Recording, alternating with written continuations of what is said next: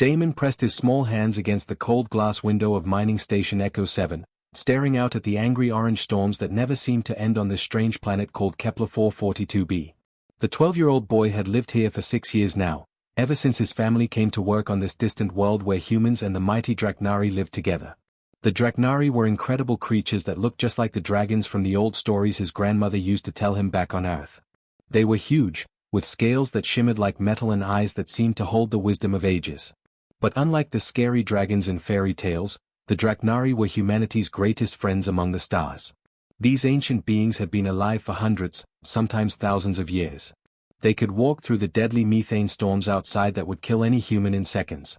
Their thick scales and powerful lungs could handle poison gas, extreme cold, and radiation that would cook a person alive. For centuries, they had helped humans turn deadly planets into safe homes where families could live and work. But now something terrible was happening. In the abandoned part of the station, where nobody was supposed to go, lay Korath. He was the last Draknari left on their station, and he was dying. Once, this mighty creature could lift entire spaceships with his bare claws. He had protected the station from meteor showers by catching the rocks with his own body. During the worst storms, he would wrap his massive wings around the station's weak spots to keep everyone safe inside. Korath had lived for 800 years. He had helped make dozens of planets safe for human families. Children had grown up under his protection, learned from his ancient wisdom, and considered him part of their community. But now he lay alone in the dark, his breathing slow and painful. A sickness was spreading through the Draknari people across the entire galaxy. Nobody understood what it was or how to stop it. Human doctors tried their best, but Draknari bodies were so different from human bodies that nothing they knew seemed to help. The medicine that worked for humans was useless. The machines designed to help human hearts and lungs couldn't connect to Draknari organs. Even worse, the other Draknari from nearby planets had come to visit Korath, seen that he was beyond help, and left. It was their old tradition. When one of their kind was dying, they would say goodbye and let them face death alone. It was meant to be honorable, giving the dying one peace and quiet for their final moments. But to Damon, it just looked heartbreakingly lonely. Damon's father, Jerome, was the chief engineer who kept all the station's machines running. Jerome worked long hours making sure the air recyclers, water pumps, and power generators never failed. If they stopped working, everyone on the station would die within hours. That afternoon, Jerome caught his son trying to sneak into the sealed eastern sector where Korath lay. "Boy, you stay away from there," Jerome said firmly, grabbing Damon's shoulder. "That area's been closed off for a reason. It's not safe." But Damon had already seen something that would stay in his mind forever. Through a gap in the emergency barriers, he had glimpsed Korath lying on his side, his once bright scales now dull and gray. The great dragon was reaching with one massive claw toward a small puddle of water that had condensed from a leaky pipe. The puddle was only inches away, but Korath was too weak to reach it. The sight broke Damon's heart. This mighty being who had saved so many lives couldn't even get a drink of water. Jerome dragged his son away, lecturing him about safety rules and staying in the approved areas. The station's administrator, Mrs. Chen, had made it clear that the eastern sector was off-limits. They couldn't risk anyone getting sick from whatever was killing Korath. But that night, after his parents went to sleep, Damon lay in his small bunk staring at the ceiling. He kept thinking about Korath's desperate reach for that puddle of water. He thought about all the times the dragon had protected them, all the stories Korath had shared about distant worlds and ancient times.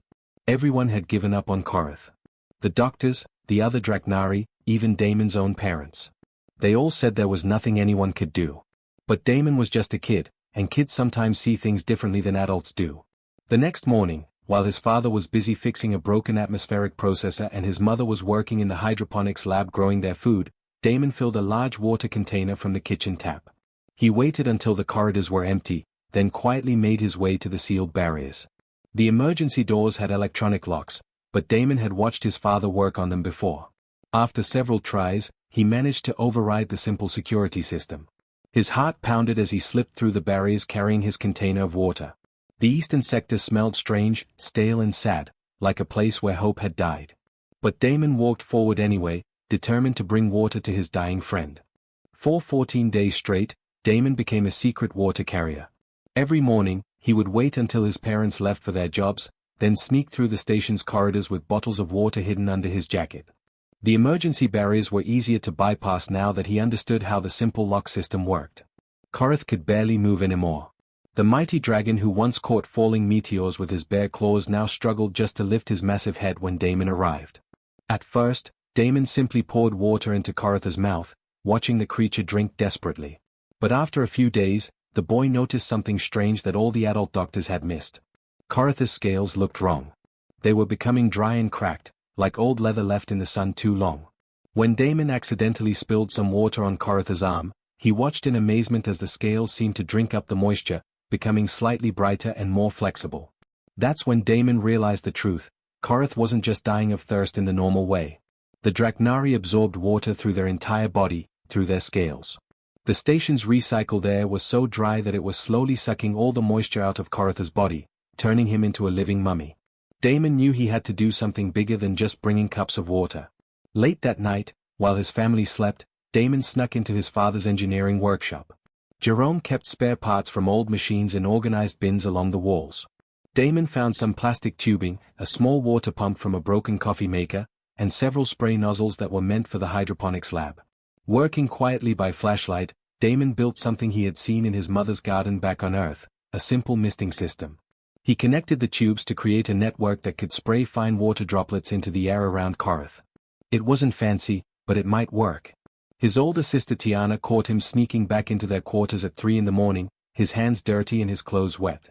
"What are you doing, little brother?" she whispered, not wanting to wake their parents. Damon had always been close to Tiana, even though she was 5 years older and sometimes acted like she knew everything. He told her about Koritha, about the water, about his makeshift misting machine. Tiana shook her head sadly. "Damon, that creature is going to die no matter what you do. Everyone says so, the doctors, the other dragon people, even Dad. You're just making this harder on yourself." But Damon had already seen small changes in Koritha over the past 2 weeks. The dragon's eyes were clearer now, less cloudy with pain. His breathing didn't sound quite as labored. When Damon arrived each day, Koritha would actually lift his head and make a soft rumbling sound that seemed almost like a greeting. "I have to try," Damon told his sister. "Nobody else will." The next day, Damon set up his homemade misting system in the abandoned sector. Water droplets filled the air around Koritha like a gentle indoor rain. For the first time in weeks, Koritha's scales began to look less like old leather and more like the shimmering armor Damon remembered. That's when something incredible happened. Koritha reached out with one massive claw and gently touched Damon's forehead. Suddenly, the boy's mind filled with images and sounds that weren't his own. He saw Koritha as a young dragon, working alongside human engineers to build atmosphere processors on dead worlds. He watched as Koritha used his fire breath to melt ice caps, creating the first oceans on barren planets. He felt the pride and joy Koritha experienced when the first human children were born on worlds he had helped create. Koritha was teaching him the ancient Draknari language, not through words but by sharing memories and feelings directly. Damon learned that his dying friend had spent centuries making hostile planets safe for human families. Dozens of worlds now had breathable air, flowing water, and growing plants because of Koritha's work. But the memories also showed Damon something terrifying. The sickness killing the Draknari wasn't an accident or a natural disease. It was a weapon, created by humanity's enemies called the Hegemony. These alien beings hated how successfully humans were spreading across the galaxy, and they knew the Draknari were the key to humanity's expansion. So they had created a plague designed specifically to attack Draknari biology. It targeted the unique cells that allowed dragons to survive in hostile environments, slowly shutting down their ability to process different atmospheres and regulate their body temperature. Through Koritha's shared memories, Damon saw the horrible truth spreading across the galaxy. Entire Draknari worlds had gone quiet as the plague spread from planet to planet. Ancient beings who had lived for thousands of years were dying alone and forgotten. The Hegemony's plan was working. Without their dragon allies, human colonies would become defenseless. Koritha showed Damon images of other dying Draknari on distant worlds, all suffering the same slow, painful death. Some tried to fight the sickness. Others accepted their fate with the stoic dignity of their people. But all of them died alone, abandoned by friends who couldn't help and didn't want to watch. The weight of this knowledge was almost too much for a 12-year-old boy to handle. Damon realized he wasn't just trying to save one dying dragon, he was possibly the only person in the galaxy who cared enough to try finding a solution. As he sat in the misty air next to his enormous friend, Damon made a promise. He would not let Koritha die alone, and he would not give up looking for a way to help, no matter what any adult told him. The misting system hummed quietly, filling the abandoned sector with life-giving moisture, while a small boy and an ancient dragon shared memories of better days and hoped for a miracle. Dr. Keisha Johnson had always been proud of her detective skills. As the chief medical officer of Mining Station Echo 7, she noticed when medical supplies went missing, when water usage patterns changed, and especially when someone was bypassing security systems in restricted areas. It took her exactly 16 days to figure out that her 12-year-old son Damon was sneaking into the abandoned eastern sector every single day. She followed him one morning, staying far enough behind to avoid detection. When she saw Damon slip through the emergency barriers with his homemade misting equipment, her heart filled with a mixture of pride and terror. Her little boy was risking his life to help a dying creature that everyone else had given up on. Keisha waited until Damon returned home that evening before confronting him. "We need to talk," she said gently, sitting on his bed as he tried to hide his wet clothes and muddy shoes. Damon's shoulders slumped. He knew he was caught. "Mom, I can explain. You've been visiting Korath," she said simply. "Every day for over 2 weeks." Damon nodded, expecting to be grounded forever. Instead, his mother pulled him into a hug. "Honey, I understand why you want to help him. Korath has been good to our family, to everyone on this station. But there's nothing we can do for him. His body works completely differently from ours. It's like trying to fix a spaceship engine using kitchen tools, we just don't have the right knowledge or equipment." Dr. Johnson had spent years studying alien biology, but Draknari physiology remained a mystery. Their organs were arranged differently, their blood chemistry was unlike anything on Earth, and their immune systems operated on principles that human medicine couldn't grasp. Every test she had run on Korath's blood samples showed readings that made no sense according to human medical knowledge. "But Mom," Damon protested, "he's getting better with the water misting. His scales look healthier, and he can lift his head now." Keisha sighed. She had noticed the improvements too, which only made this conversation harder. Sometimes when people are dying, they have good days and bad days. It doesn't mean they're really getting well. But Damon refused to accept this explanation. "What if you're wrong? What if there is a way to help him, and we're just not trying hard enough?" That night, Dr. Johnson called her husband Jerome into their small quarters for a serious discussion. They had been dreading this moment for 3 years, ever since the Draknari plague first appeared in distant star systems. "Damon's been visiting Korath," she told Jerome quietly. "He's built some kind of misting system to keep the creature's scales hydrated."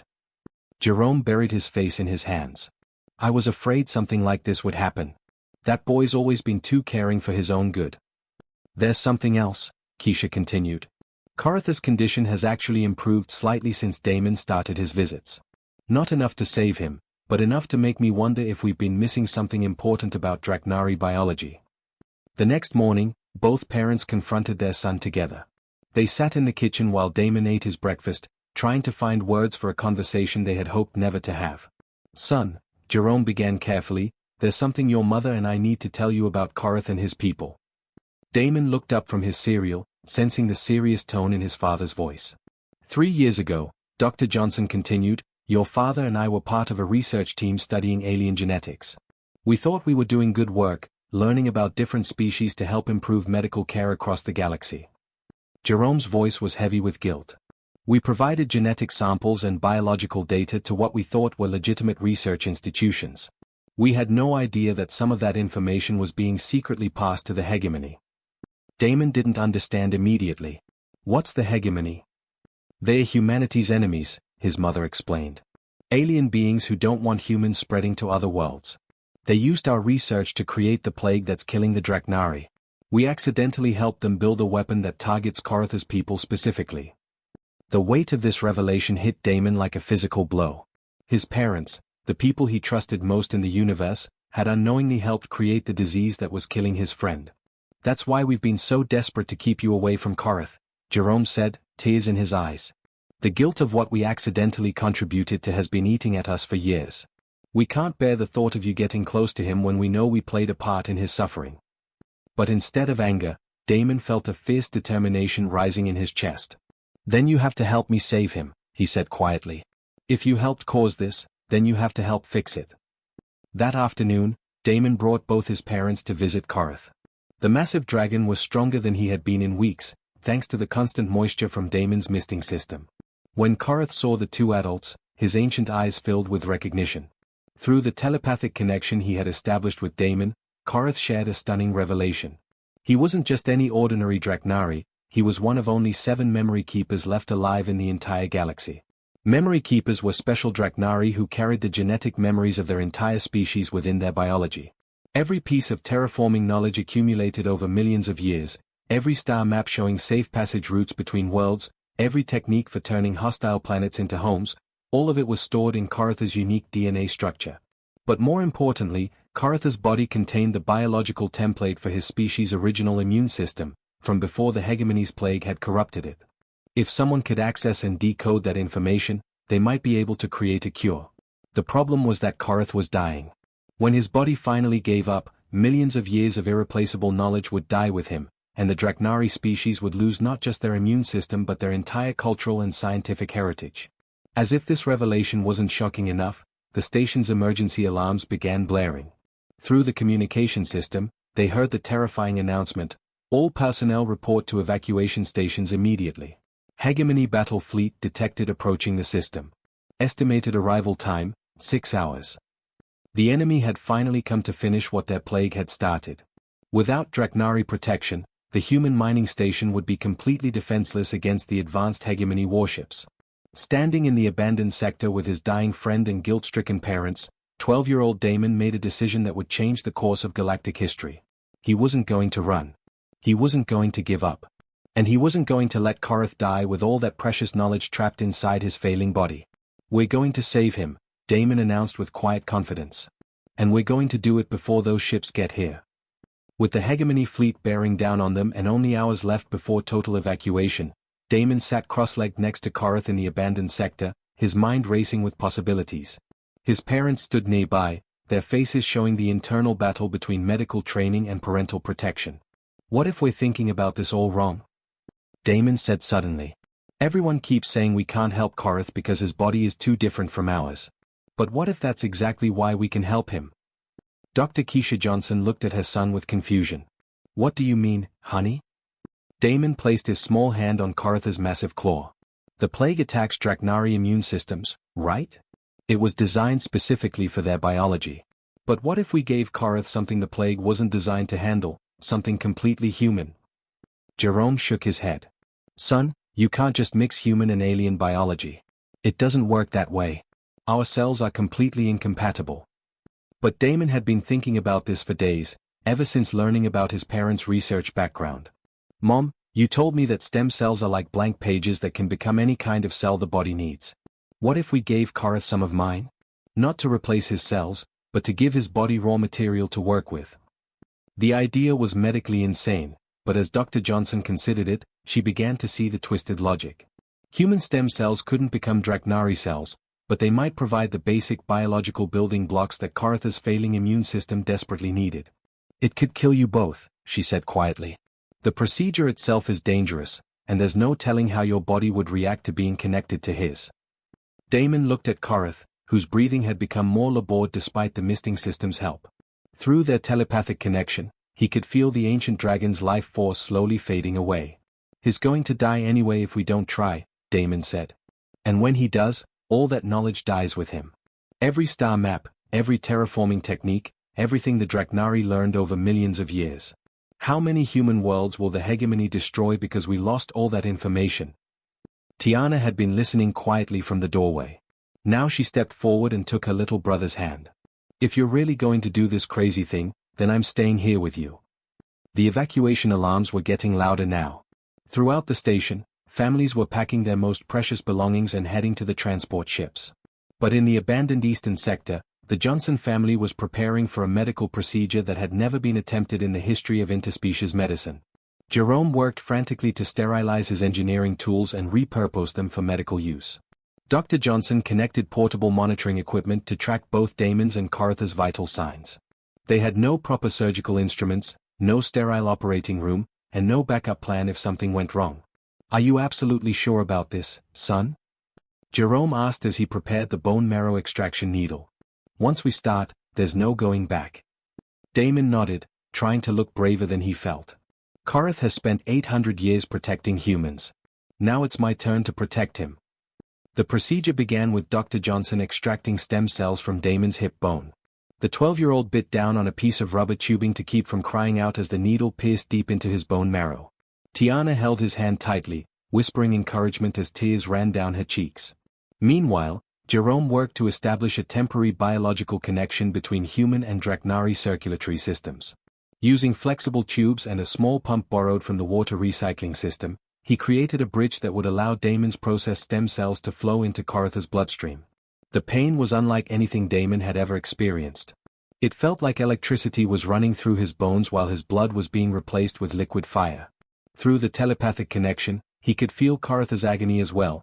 The ancient dragon's body was fighting against the foreign human cells even as it desperately needed them. Why? Koritha's voice echoed in Damon's mind, weak but filled with wonder. Why would you risk your life for me? Your people barely know mine. We are different species, from different worlds. Damon squeezed Tiana's hand as another wave of pain washed over him.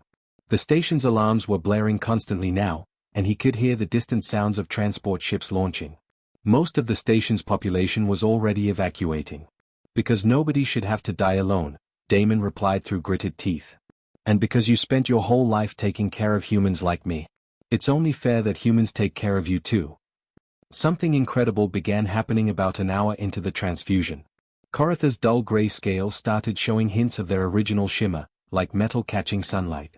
His breathing became less labored, and the massive muscles in his chest began moving with renewed strength. More remarkably, the telepathic connection between Damon and Koritha grew stronger instead of weaker. The boy could suddenly sense not just Koritha's thoughts, but whispers of other minds, other Draknari scattered across the galaxy, all connected through some ancient network that humans had never suspected existed. Dr. Johnson watched her son's vital signs with growing amazement. Instead of rejecting the foreign connection to Koritha, Damon's body seemed to be adapting to it. His white blood cell count was actually improving, as if the exposure to Draknari biology was somehow strengthening his own immune system. It's working, she whispered in disbelief. Somehow, impossibly, it's actually working. Through the station's communication system, they could hear the final evacuation warnings. The hegemony fleet would arrive within the hour, and the last transport ships were preparing to launch. But in the abandoned sector, surrounded by improvised medical equipment and the sound of humming mist machines, a 12-year-old human boy was saving the life of an 800-year-old dragon through pure determination and the simple belief that friendship could overcome any obstacle. Koritha's eyes opened fully for the first time in months, glowing with their original golden light, and his telepathic voice rang strong and clear in Damon's mind. My young friend, you have given me more than just life. You have given me hope. Within hours of the transfusion, Koritha's transformation was nothing short of miraculous. The ancient dragon's scales went from dull gray to brilliant silver, and his massive body began moving with a strength that amazed even Dr. Johnson. But the real surprise came when Koritha lifted his great head and spoke aloud for the first time in months, his voice a deep rumble that shook the walls of the abandoned sector. Young Damon, Koritha said, his golden eyes blazing with renewed life, what you have done reaches far beyond what you can imagine. Damon, still weak from the procedure but grinning with joy, helped his parents disconnect the medical equipment. I'm just glad you're feeling better, he said simply. But Koritha shook his massive head. I must tell you something that will sound impossible. Through our telepathic connection during the transfusion, I was able to share your gift with others of my kind across the galaxy. The Draknari have always been connected through what you might call a mental network. When you saved my life, that salvation echoed through the minds of dying Draknari on dozens of worlds. The family stared at Koritha in confusion until he explained further. Every Draknari who still had enough strength left began attempting their own version of what Damon had done. Some found human doctors willing to try the experimental stem cell procedure. Others discovered that even simple human blood donations could provide their immune systems with the raw materials needed to fight off the plague. But most importantly, Koritha continued, rising to his full towering height, I am now able to synthesize a proper cure. The combination of human biological material with my memory keeper genetics has created antibodies that can neutralize the hegemony's weapon completely. Jerome checked his watch nervously. That's wonderful, but we need to evacuate now. The hegemony ships will be here any minute. Koritha's eyes gleamed with something that might have been amusement. My dear friend, I think you should look outside. The family rushed to the nearest viewing port, and what they saw took their breath away. Emerging from hyperspace around their small mining station were dozens of Draknari ships, sleek vessels that looked like flying dragons, their hulls gleaming with the same renewed health as Koritha's scales. They came, Koritha said softly. Word of what you did spread through our telepathic network faster than any radio transmission. Draknari from across the galaxy have been traveling here for the past 6 hours, hoping to receive the cure and to meet the human child who saved our species. Tiana grabbed her brother's arm. Damon, do you realize what this means? You didn't just save one dragon, you saved all of them. But the real test came when the Hegemony battle fleet dropped out of hyperspace, expecting to find a defenseless human mining station. Instead, they faced a sight that would be remembered in galactic history forever. Dozens of healthy, angry Draknari ready for battle, led by the mighty Korath himself. The enemy ships had come prepared to destroy a small human outpost. They were not prepared to face an entire fleet of dragons who had just been saved from extinction and were not in a forgiving mood. The battle lasted less than 20 minutes.